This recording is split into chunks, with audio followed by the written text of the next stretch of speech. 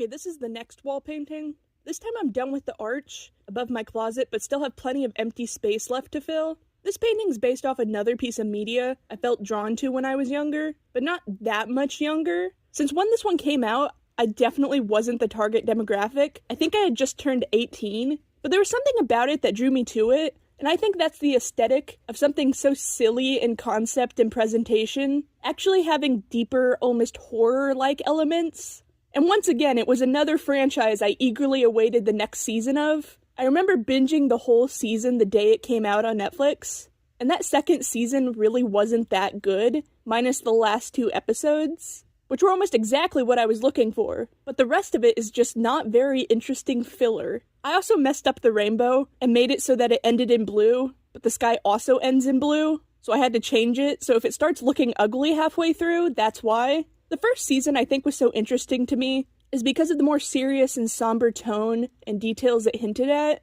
Like a devastating war that caused the deaths of this pink centaur's entire species, as well as probably causing the death of the horse rider's family, since that world is implied to still be in conflict. But instead of taking any of these interesting ideas and elaborating on them, and making it all more impactful, they just went back to whatever silly episodic hijinks they had been doing in the first season. And it's really disappointing because they literally introduced an ability for the main character called backstory magic, and they don't show anything that interesting or show any details of the war or this world's past, and instead only really elaborate on things introduced in this season. Like, I don't care why the bird dude has a grudge against the horse centaurs. I don't care about this giraffe guy's mean dad, who is only shown here, and only returns again in one of the last episodes for like 2 minutes, to show he's still a jerk, and so the giraffe dude can tell him off. But it takes like 2 minutes, if that, for this to be dealt with. And honestly, I wouldn't mind if they fleshed the side characters out more.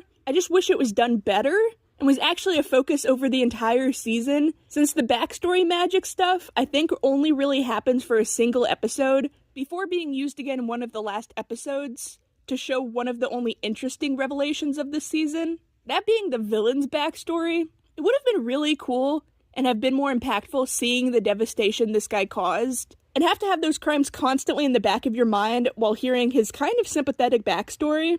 Since it's one where you kind of end up feeling bad for this elk skull thing, but what if there was more layers to it? And spoilers here, but I don't really think anyone cares. But it's revealed that the skull demon guy and the war general are part of the same person. That reveal would probably hit so much harder if his side of things and him as a character was more established. What I think they should have done is focused more on the writer and the human world side of things, since it's revealed that the centaurs and humans used to cohabitate together, and traveling through the rift was kind of normal. So having the writer explore that could have been cool. Then they could show small snippets of the funny, silly world in a way that complements the stories the writer learns about. How cool would it be to learn about the horse centaurs working closely with the humans during the war, hence why they think they're the centaurs, TM, because they think they earned such a title in battle. And that could contrast the pink llama species and how it turned out for them in the same war. Instead of glory, they instead got wiped out. And it's just a more interesting dynamic. There's just so many other and better ways I think they could have done the second season. Instead, they just kind of did more of what my least favorite parts of the first season were. That being the random XD type of humor, and leaning into more childish jokes. Since the reason I'm embarrassed to say I like it at all is because of all the freaking fart humor,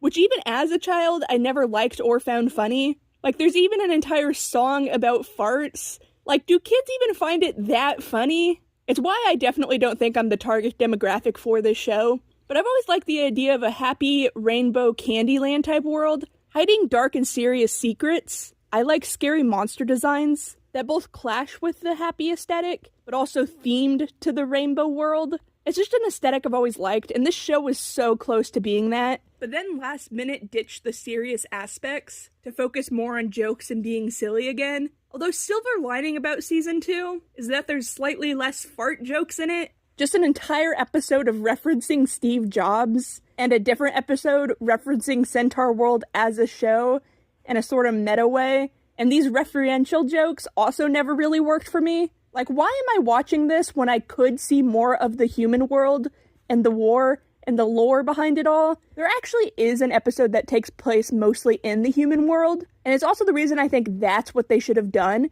because it's definitely the best episode, minus the final few, which again was pretty good and almost scratched the itch I had for more lore and world building, but didn't quite work, because then the show just ends when I feel like it just started exploring the main story and world. Now imagine if the Elk Guy story was built up on by clues found throughout the entire season, then you get the payoff. That would be satisfying. Instead, I just have more questions about that pre-war world. And I think the writers did want to try and tie up loose ends, since they bring up some things. Annoyingly, one of the things from season 1 they actually elaborated on was the fart song, since I think the giraffe man's mean dad used to yell at him for tooting, and he just wanted him to say something kind, hence the magic farts in the song now compliment him. What are the words even coming out of my mouth right now? Anyways, they also have a line when talking about the mini centaurs that are a byproduct of one of those wacky magic spells, since I remember people were curious about where they all went